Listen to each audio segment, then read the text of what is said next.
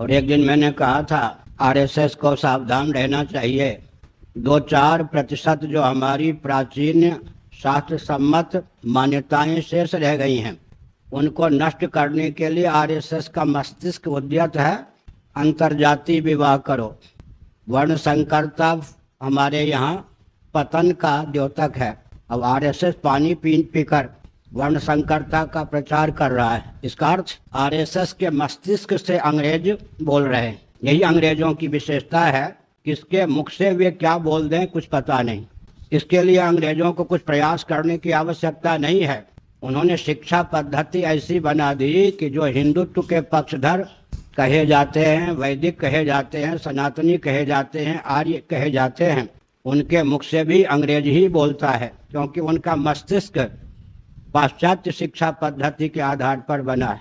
मैंने एक दिन कहा था, जिनके यहाँ छात्र धर्म का विलोप हो गया, वर्ण धर्म का विलोप हो गया, वे अंग्रेज वैकल्पिक छात्र धर्म को दृढ़तापूर्वक स्थिर रूप दे रहे हैं। तभी तो अमुक वंश का व्यक्ति राज पद प्राप्त कर सकता है, राजा हो सकता है या रानी हो सकती है। इसका मतलब क्या है?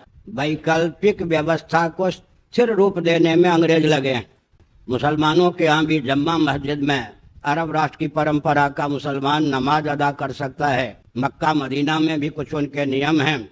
अन्य देशों के मुसलमान एक नंबर के मुसलमान नहीं माने जाते। हमारे यहाँ तो कोई रागत द्वेष मूलक भेद नहीं है।